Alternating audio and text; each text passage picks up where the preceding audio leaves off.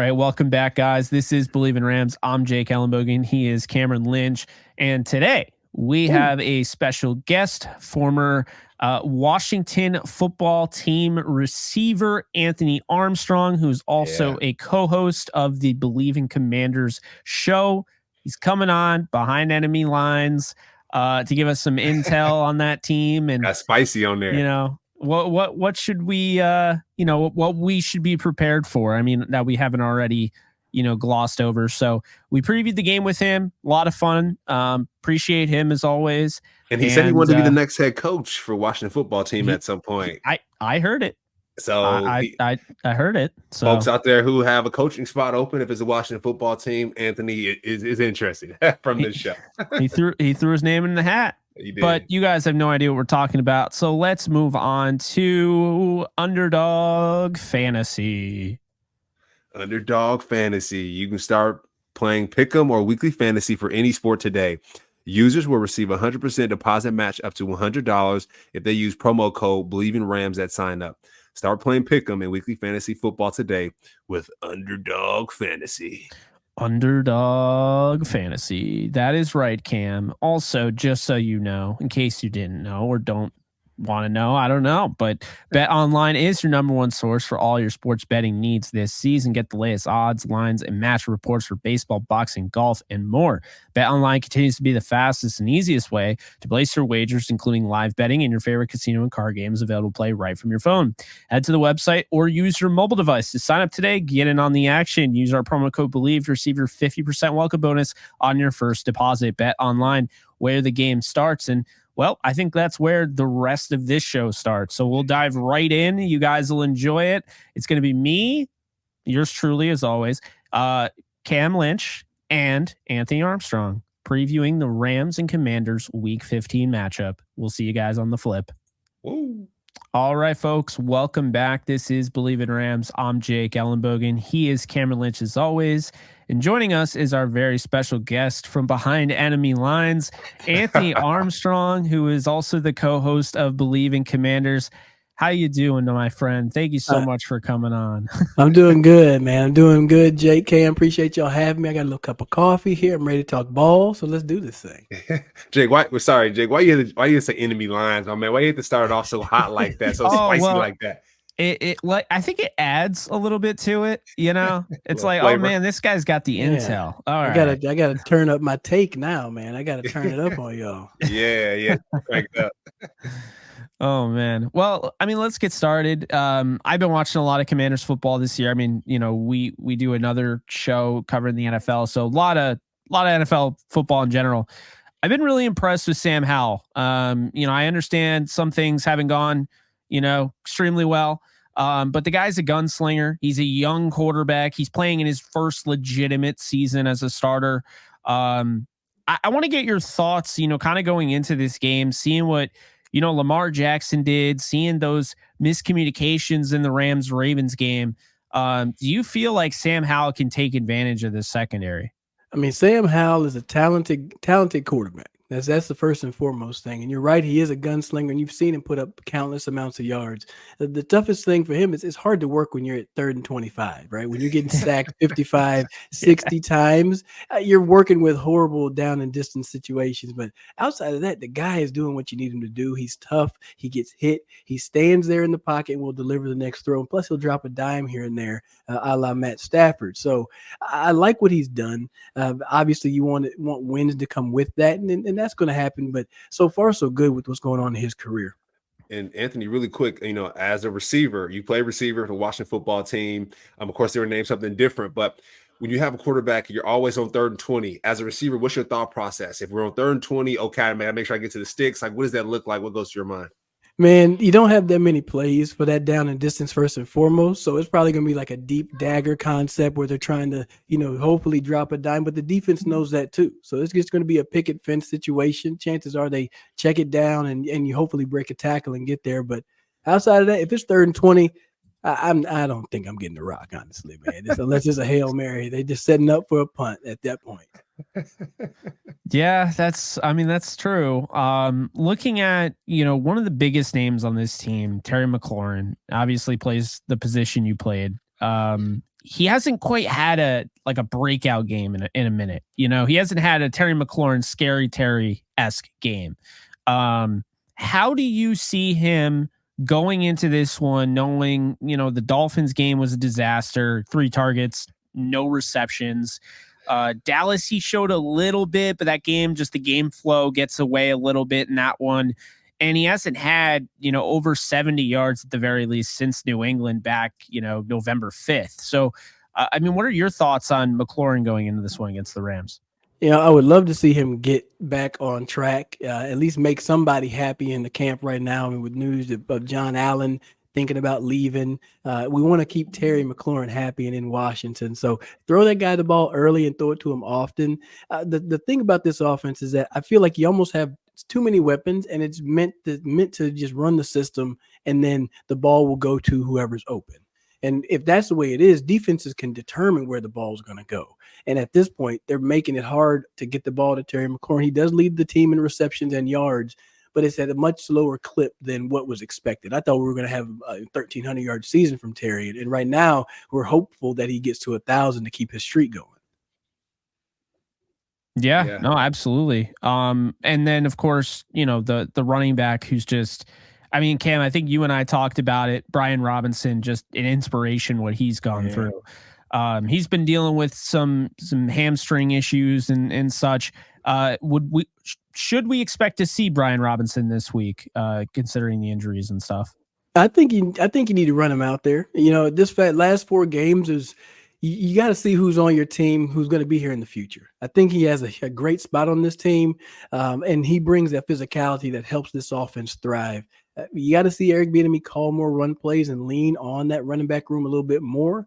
But Brian Robinson has really shown his worth this year, running the ball and catching the ball out of the backfield. Absolutely amazing. I don't think anybody knew that he was going to be able to catch the ball and do what he does with the ball in his hands. So you have a little bit of a weapon back there, right? And just the way you see the offense evolve, the way you see Sam get to him in checkdowns, it can be big in this game. I mean, you already know what teams are going to try to do. They're going to stack the box and make Sam throw it and put pressure with Aaron Donald, the rest of that defense. So get ready, Brian Robinson. You're getting active this week. Yeah, and I agree, Anthony. You talked about just the running back room and how they can catch out of the backfield. Well, we go to the Rams game, right, versus the Ravens. There was a tight end wheel route. There was a running back wheel route. I saw the Dolphins versus the Washington football team. You all ran a bunch of wheel routes. And Anthony, you know, in my time playing football, that was my Achilles heel, Anthony. I just didn't know how to figure out how to get over some of those picks. You know, they got the F and X split with the receiver and the running back. They're kind of tight. And then the linebacker has to either go over top or go underneath. I can see that happening in this game. Anthony, there was, like I said, 2 times the Rams, they failed to cover that. Even the game before this, the Rams failed to cover these wheel routes, right? A lot of times the corners, you know, they cover that zone and there's like a guy leaking out the last minute. So can you just talk about that game plan? How do you all look to attack the Rams this game? Because there has been some miscommunication on the back end for the Rams DBs. Well, the miscommunication is huge. You talk about the one thing about this league is that if you see a weak point, you got to go and poke back at it and see if they fixed it. Because if they didn't, we're going to do this early. We're going to do this often. So I would love to see Antonio Gibson working himself on a wheel route. But the thing about that, the play you're calling, I mean, it makes it difficult on that defender. So if he goes underneath, you got the wheel route. If he goes over the top, now you're throwing it to the receiver underneath. So it's a pick your poison type of play. But it's one of those things that you set up over time. And I think EB is going to do a good job with that. Now, overall, how do you attack this Rams defense? I would love to see it happen through the air. And you know Eric Bieniemy is going to do that. But, I mean, when you got 99 up front, y'all got a guy named Aaron Donald. You got to take care of him first and foremost. That's the game plan. Slow him down. And then whatever else he lets you do, you go and do that because he's going to be very disruptive against this offensive line. I already said they've given up almost over 60 sacks now. Chances are they're going to get over to 70. So if we can keep 99 off of Sam Howell, that's a great start for what this game plan can be. I mean, I'll say this. The Rams pressured Lamar Jackson 29 times this week. I don't know what that equates to going up against the bad offensive line, I guess is what we could call it. Probably 25 sacks. That's probably what it is. Call it what it is. Get the ice tub ready. I'll say this. I've been watching a lot, since the bye. Raheem Morris has done such a nice job of, okay, we're not getting pressure this way. We're going to use Ernest Jones as the blitzing linebacker. And sure enough, guys leading all inside linebackers in pressures. So it's working. I'm expecting a lot of that. I think they're really going to get after Sam. What helps the Rams is going up against Lamar Jackson, going up against Kyler Murray, going up against, guys like that, Geno Smith, guys that can make plays off schedule, off script. Lamar, I mean, he has his way, but Sam Howell's not the athlete Lamar is. He's a good athlete, but he's more like Baker Mayfield, a little bit less than Lamar Jackson. And so I think it does play into the Rams' hands, well there. This also is a team that, looking at the defensive side of it, trading away guys that they did at the deadline in Chase and, of course, Montez. That pass rush, well, I don't want to take anything away from guys like Hill and Smith Williams, because I think they've played pretty decent. They're not Montez Sweat and Chase Young. And so I think that would be really the key element here on the defensive side, is for Washington to get pressure, not allow Stafford to be upright. This past week, we saw their right tackle, Rob Havenstein, went down, and the whole game was Joseph Noteboom. And I mean, I know Sean McVay said he did a good job, but I think the tape says otherwise. So, there's opportunities there if Havenstein is not in. Do you think this pass rush can get to Stafford and make him uncomfortable? They've had flashes. Like you said, Casey Hill, he's got 6 some odd sacks this season. He was, before the trade, he was third on the team in sacks, and now I think he's the leader. So they've found their way. And against the Giants a few weeks back, they had to use some pressure from linebackers, which you hadn't seen all year. David Mayo had 2 sacks. So mixing some things up to try to get to Stafford will be helpful. Stafford's a guy where if you get hits on him, you can kind of affect him. You affect his game a little bit. He'll maybe fly some balls a little bit out there and allow some picks. But the issue is the back end for Washington has been like a homecoming game for opponents. Like if you need to get on a stride, right, you would call this team in and then you could get things going. It's like Alabama playing a directional Mississippi team, right? So if the back end isn't able to slow down Puka Nacua and Cooper Kupp and the rest of the passing attack, then it's just going to be a whole bunch of wide open holes back there, and it could get ugly. It really could. I mean, you look at y'all put up 31 points last week, 30 some odd points the week prior. Washington's given up 40 points in the last 2 games, 45 each in the last 2 games. So they're primed to give up a lot of yards. So they're going to have to find a way to stick close to these receivers and apply pressure to Matt Stafford, or just hope that there's some incompletions. It's funny you say that. Also on the Rams side, Sam Howell knows how to throw that football, right? He knows how to throw that football. He was leading the league in passing yards at one point. And so I think that's really important to call out. We talked about it. The Rams DBs, you see the miscommunication. They're not on the same page yet. And so I can see Sam Howell taking advantage of that. But going back to the running game, I think on the Rams side and the Washington football team side, I'm looking here versus the Dolphins. I think Antonio Gibson, I mean, man, the rushing yards were pretty low there, right? 10 carries total, 35 yards overall. And so that is a little concerning, right? When you figure out you need to run the football. But even on the Rams side here, Anthony, I want to kind of talk about this Ravens and Rams game a little bit. The Rams ran the ball 7 times in a row to Kyle Williams, 7 times in a row. And Jake, I want to talk to you about this too. We get to the end zone, Jake. We start passing the damn football. And now it's the mentality, Anthony. You know this, right? Is when you're crushing somebody in the run game, keep doing it. Put those guys away. Do what works at the end of the day. And the Rams got away from that in the end zone. And I think that was reflective, to be honest, on the final score. If they just showed the Ravens, hey, I know we're here. I know it's cold. We're not used to this, but we're going to run the football down your necks each play. I think that's what the Rams need to have, that killer mentality to make it to the playoffs. And I do feel like that, the Ravens, they're going to be in the playoffs. I got them going to the Super Bowl.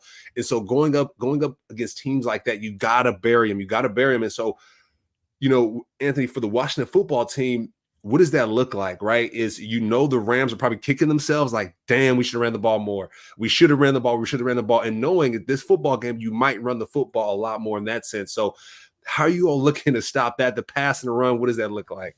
You got to lean on your two big dogs up front. I mean, John Allen, Deron Payne, those two guys are going to set the tone. If they're creating pressure and causing havoc in the backfield and making it 3rd and long, it's going to make y'all pass the ball rather than being able to run it and commit to that.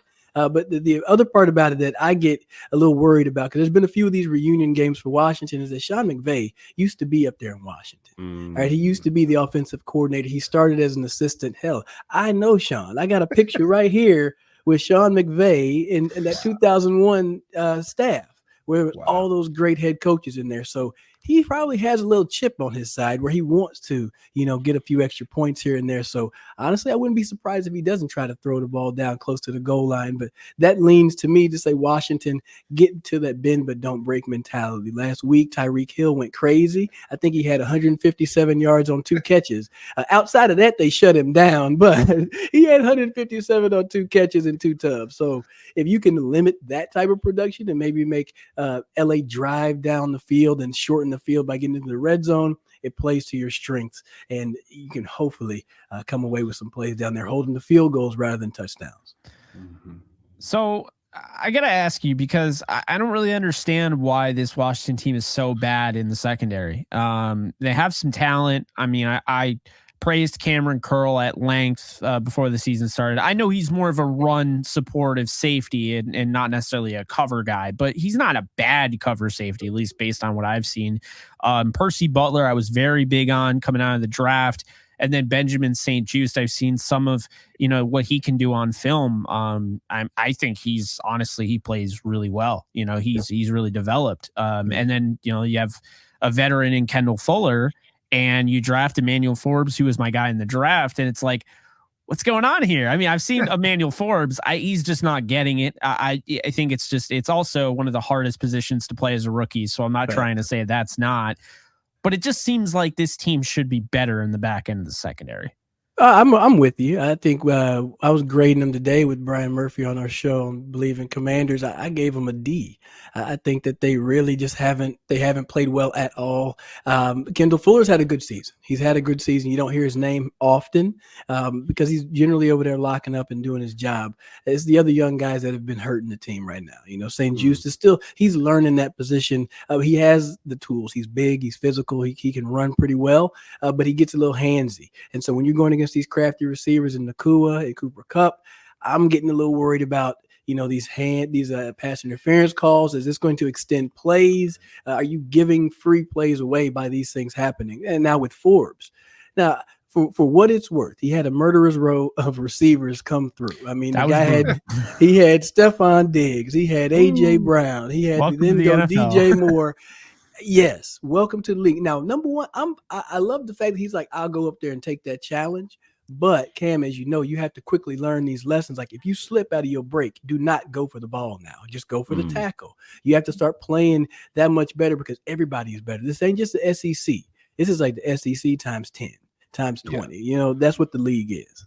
Yeah, and it's their resume at the end of the day, Anthony. Like you mentioned, sometimes you want to go lock down the premium receiver, but it might be like, hey, buddy, help me out because I'm getting torsion. This is my resume, right? People are gonna look at this year and be like, Anthony Forbes, can my boy cover? Like what does that look like? A lot of times we want to do stuff on our own, and he might have to ask for extra help. And Anthony, you talking about just some of those flags and getting handsy on different plays.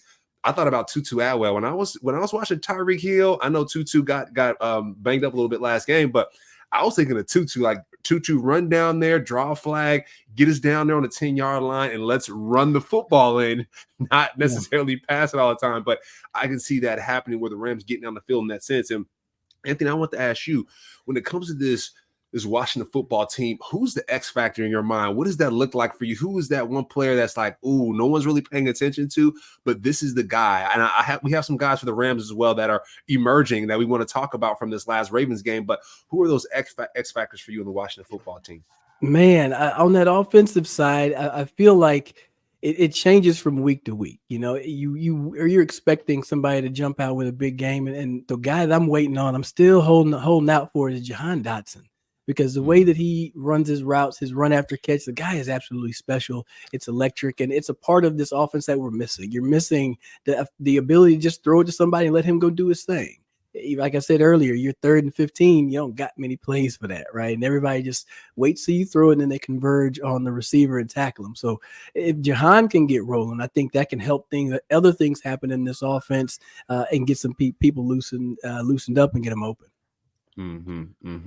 I agree. I mean, I think we saw what Zay Flowers did for the Ravens last week. I mean, this past week, it was he went crazy. He went crazy, but he was locked down until the end. And I think it's important because when you have these you have these corners. I mean, Akello Witherspoon is playing at such a high level. He'll pretty much take away your number one receiver if he's on him. But it's like Darion Kendrick has had a good year at times, and he's kind of had like a down year at times. Like he's not very disciplined. He's not disciplined. What's weird is that he's in position, and it kind of goes back to what Anthony was saying. Is like you're in position, but then you get grabby or you flail your arms. Like you're already in position. Trust your instincts, and I feel like it's something where you don't want to knock him too much because he's a 6th round corner that has now started in back-to-back years. I mean, that's very impressive, right? But at the same time, you're starting for the Los Angeles Rams. I mean, this team won Super Bowl 2 years ago. They're trying to get back to the Super Bowl. I mean, they're in the playoff race. You can't be having those slip-ups. But I think the biggest thing about, this past week with the safeties just not being on the same page, really uncharacteristic mistakes that we haven't seen. I mean, for the most part, Raheem Morris has had this defense well coached. There have been slip ups, there have been a missed tackle. There have been some things where, DK Metcalf takes a catch that should be a quick slant, for 9 yards, and he turns into a 70-yard touchdown and things like that. But, you don't normally see guys just up and leave Isaiah Likely wide open 60 yards downfield. You don't coverage bust. You don't see that. And we saw 3 of them. I think they missed another one, believe it or not, but we saw 3 of them. Odell scored on one of them. It's like Odell, I cover him, man. Like, he played for you. Come on. If you're going to pick anybody to cover, pick Odell. Like, don't, there's certain numbers that you got to pay attention to. I mean, I will say, the offensive side has to be excited for Washington to see those shot plays, and Sam will throw that thing. He'll put that baby out there. Yeah. So I wouldn't be surprised. I mean, right now, this is just everybody just go out there, have fun, play ball, because really you need to be playing for one of these top couple draft picks. All right. Don't even worry about the win. Just go over there, try to get you some draft picks and have your young guys go out there and ball and have fun. Because it's too much drama in Washington for what's been good coming into the season. They get into that drama state again, and I'm not a fan of that, man. Not at all. And like, and you mentioned that, right? Like, kind of get ready for next season. What does that look like?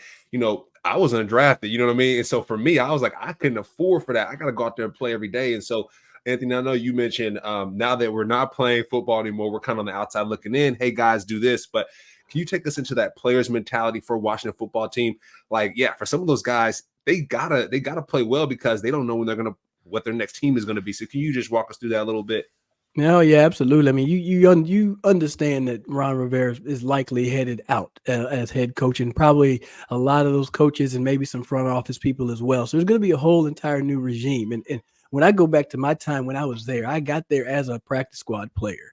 And then that was when the Shanahan regime was working their way in. And I rolled the dice. I said, I'm going to stay here and be with Washington because it's a new head coach, new offensive coordinator. I can impress these guys rather than go to a different team and hope for the best. It worked out for me. And now you got young guys on these teams that are going to get some reps that maybe they didn't get that many before. You're going to get some opportunities, and you're auditioning for 32 teams. Y'all in LA, y'all know what it is. All the top producers are going to be watching your tape. You got an audition reel for 4 weeks. All right. Are you finna be in the next Denzel movie? Or are you finna be on the outside talking about how you should be in the next Denzel movie? Oh, I it's love up that. to you. It's complete. It is really up to you. I mean, it honestly is. Think about the last game, the preseason game. It was, what was his name? Victor Cruz against the Jets. He was wearing what, number 6 or something like that? They were like, who is this kid? Dude goes off for like 4 touchdowns. Salsa in his ass off. And now here he is, a fashion mogul. He's a legend in the NFL. And I mean, big things happen in these moments where you think there's not much to play for. Thank you. Yeah. Don't you remember what's his face? I know he lost his starting job before he even had a chance to play to Russell Wilson, but Matt Flynn got paid like long-term deal money, this giant contract, because of one game he started when Aaron Rodgers was sitting in the final game of the year. And calling the plays. Aaron called those plays too. That's crazy. But yeah, I mean, you can never rule it out. Which brings me to, to wrap this thing up here. This is why there is virtually no excuse for the Rams to lose this game. They're 3-1 since the bye. You're telling me that they're playing for fun. The Rams are trying to make the playoffs. There's a different, it's in LA. Okay. Sean McVay, I was at his first game against Washington as the head coach of the Rams. Okay. That still should sting. Like he should never want to lose to that team ever again. Think about that. That was the first loss that he had was against his former team. Like that at the Coliseum. He's salty. He remembers these things. The way he remembers specific plays, he knows. Oh, he knows. He's very aware. Yeah. And then he could tell you the personnel grouping they had and the play they ran. And it's gnarly. That was the game where Todd Gurley hurdled over. I forget who it was. Josh Norman, maybe. It was crazy. Yeah. But yeah, that was fun. But this is what I'll say. Is that there's no excuse for the Rams to lose this game. Absolutely none. I'm going to, if you're cool, Anthony, I don't know. Not everyone loves giving score predictions. I'm going to say the Rams win this game. I'm going to say Washington scores 13. And I'll say the Rams, they break the streak of 40. I think that they end up scoring 38. Ooh, Lord. 38-13. That's a little disrespectful, my boy. You got us over there getting wild, man. The daggum spread ain't but 7, 6.5. Golly, I don't think they're gonna lay down like that now. How many teams are you gonna get? How are you gonna play that lose a game the way they just lost to the Ravens?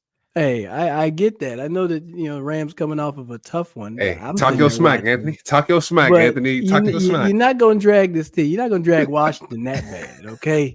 I give you compliments. I do this here. I do think that the Rams are the better team right now. They're playing for something. They got a little bit more going their way. But I at least gotta say Washington gonna cover.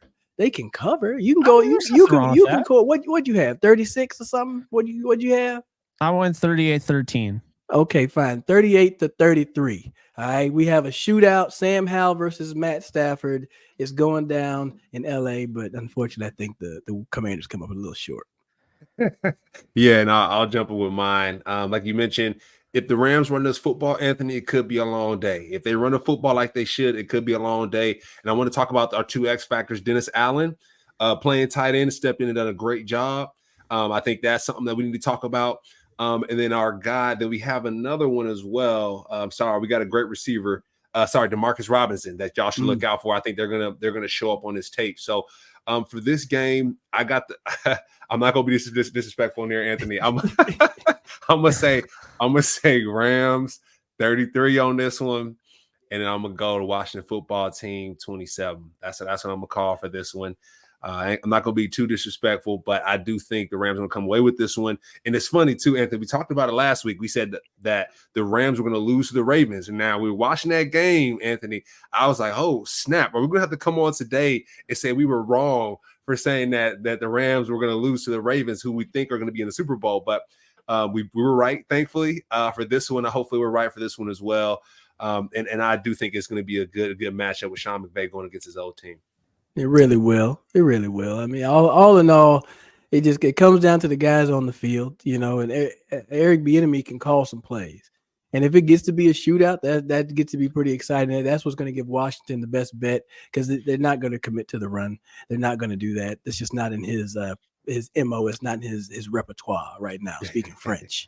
Okay, so I know they're going to throw the ball around. If they can control it, if they don't turn the ball over, well, that's going to give Washington a chance to stay in this thing. Yeah, we'll see. I think right now, just the thing that makes the Rams so scary, and we saw it against the Ravens, is that, while this defense definitely gave up some head scratchers, that defensive line game, like I said, 29 pressures on Lamar. What we're seeing out of Akello Witherspoon, what we're seeing out of Ernest Jones, Raheem Morris, just in general, what he's gotten out of Kobe Turner. Don't forget about him. He's Kobe Turner. But then in addition to that, looking at the offensive side, what no one wants to talk about is Matthew Stafford. The vision coming in was that Cam Akers was going to be a franchise running back. Matthew Stafford has had 17 games in which a running back has gone over 100 yards.